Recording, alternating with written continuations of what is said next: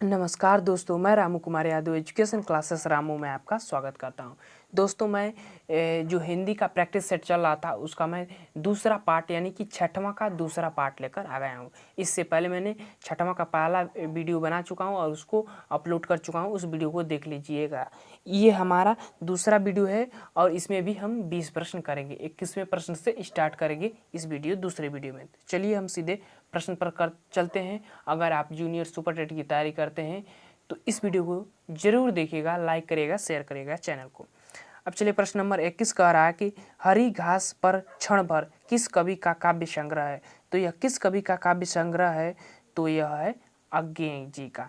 तो इसका option number A सही हो जाएगा, अज्ञेय जी का है। ठीक, इनका पूरा नाम सच्चिदानंद हीरानंद वात्स्यायन अज्ञेय हैं। ठीक, प्रश्न नंबर 22वां कह रहा है कि मैथिली शरण गुप्त का संबंध आधुनिक काल के किस युग से है। तो इनका संबंध किस युग से है आधुनिक काल के? तो जो इनका संबंध है वह द्विवेदी युग से है। तो ऑप्शन नंबर डी सही हो जाएगा 22 का। अब चलते हैं प्रश्न नंबर 23 पर। प्रश्न नंबर 23 क्या कह रहा है? प्रश्न नंबर 23 कह रहा है कि रीति काल का अन्य नाम है। रीति काल का अन्य नाम क्या है? तो रीति काल का अन्य नाम जो है वह श्रृंगार काल कहलाता है। तो ऑप्शन नंबर सी सही हो जाएगा 23 का। अब चलते हैं प्रश्न नंबर 24 पर। प्रश्न नंबर 24 कह रहा है, प्रश्न नंबर 24 कह रहा है कि जब मैं था तब हरि नहीं, अब हरि है मैं नाही, सब अधियारा मिट गया जब दीपक देखा माही। उपयुक्त दोहे में अधियारा और दीपक किसके प्रतीक हैं? अधियारा और दीपक किसके प्रतीक है यह पूछ रहा है। तो वह किसके प्रतीक हैं? ये दोनों जो है अज्ञान और ज्ञान के प्रतीक है। तो ऑप्शन नंबर सी सही हो जाएगा 24 का। सी वाला विकल्प सही हो जाएगा तीसरा। ठीक, अब चलते हैं प्रश्न नंबर 25 पर। प्रश्न नंबर 25 करा कि या लकुटी अरुका मरिया पर राज तेनु पर को तजी डारव। किस पंक्ति क्या है? तो यह जो पंक्ति जो है यह पंक्ति रसखान जी की। ऑप्शन नंबर सी सही हो जाएगा 25 का। अब चलते हैं प्रश्न नंबर 26 पर।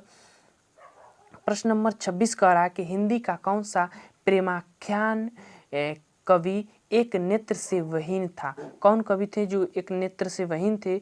तो वह थे, कौन थे? जायसी जी थे, मलिक मोहम्मद जायसी जी थे। तो ऑप्शन नंबर डी से हो जाएगा 26 का। अब प्रश्न नंबर 27 करा कि निम्नलिखित में से कौन ज्ञानाश्रय शाखा के कवि हैं? तो कौन ज्ञानाश्रय शाखा के कवि है? तो जो ज्ञानाश्रय शाखा के कवि हैं वो है कबीरदास। ऑप्शन नंबर सी से हो जाएगा 27 का। अब चलते हैं प्रश्न नंबर 28 पर।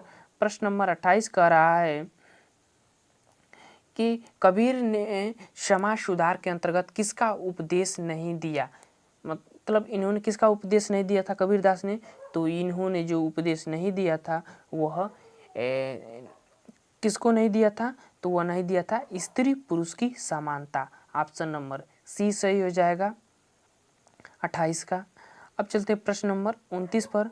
प्रश्न नंबर 29 कह रहा है,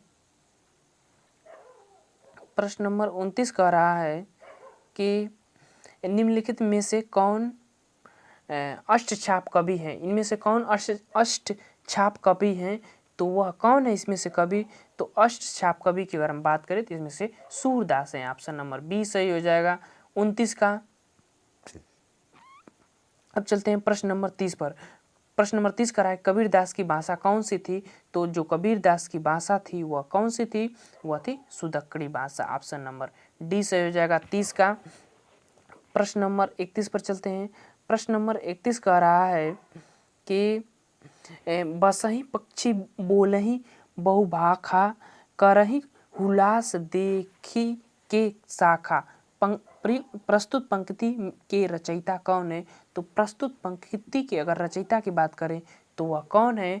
तो वह है जायसी जी हैं। तो ऑप्शन नंबर बी सही हो जाएगा 31 का। 31 का बी सही हो जाएगा। अब चलते हैं प्रश्न नंबर 32 पर। प्रश्न नंबर 32 कह रहा है कि सूरदास को किस रस का सम्राट कहा जाता है? सूरदास को किस रस का सम्राट कहा जाता है? तो सूरदास को कहा जाता है वात्सल्य रस का। ऑप्शन नंबर ए सही हो जाएगा। प्रश्न नंबर 33 करा कि आदिकाल की रचना है। आदिकाल की कौन इसमें से रचना है? तो जो आदिकाल की रचना है वह है खुमार रासो। ऑप्शन नंबर डी सही हो जाएगा 33 का। अब चलते हैं प्रश्न नंबर 34 पर। प्रश्न नंबर 34 कह रहा है कि हिंदी शब्द सागर का प्रकाशन किस संस्था ने किया था? किस संस्था ने किया था? तो वह किया था नागरिक प्रसारणी सभा ने किया था। ऑप्शन नंबर बी सही हो जाएगा 34 का। अब चलते हैं प्रश्न नंबर 35। प्रश्न नंबर 35 कह रहा है, प्रश्न नंबर 35 कह रहा है कि हिंदी किस साहित्य इतिहास के लेखक के काल विभाजन में कवियों के नाम का सर्वाधिक उपयोग किया गया है? तो किसके किया गया है? तो वह किया गया है मिश्र बंधु के। तो ऑप्शन नंबर ए सही हो जाएगा 35 का। अब चलते हैं प्रश्न नंबर 36 पर। प्रश्न नंबर 36 कह रहा है कि इनमें से वह कौन सी रचना है जिसे मूलतः हिंदी शब्द सागर की भूमिका के रूप में लिखा गया था, किंतु बाद में उसे स्वतंत्र ग्रंथ बना दिया गया था? तो वह कौन है? तो वह है रामचंद्र शुक्ल कृति हिंदी साहित्य का इतिहास। ऑप्शन नंबर सी सही हो जाएगा 36 का। अब चलते हैं प्रश्न नंबर 37 पर। प्रश्न नंबर 37 कह रहा है कि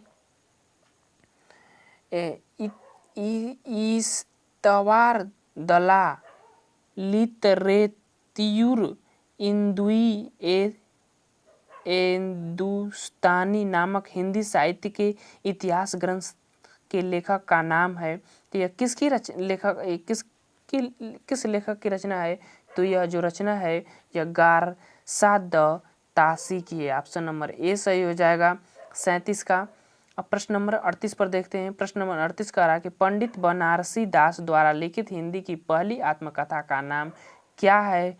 तो इनकी पहली आत्मकथा का नाम क्या है? तो इनकी है अर्ध कथा। ऑप्शन नंबर ए से हो जाएगा 38 का। अब चलते हैं प्रश्न नंबर 39 और इस वीडियो का लास्ट प्रश्न भी होगा, 40 भी है। तो 39 प्रश्न का कि निम्नलिखित में से कौन सा निबंध हजारी प्रसाद द्विवेदी का नहीं है? इसमें से कौन हजारी प्रसाद द्विवेदी का नहीं है? तो वह है वृत्ति विचार हजारी प्रसाद द्विवेदी का नहीं है। ऑप्शन नंबर डी से हो जाएगा 39 का। 40 प्रश्न का रहा है कि बोली का क्षेत्र जब थोड़ा विकसित हो जाता है और उसमें साहित्य की रचना होने पर वह क्या बन जाता है?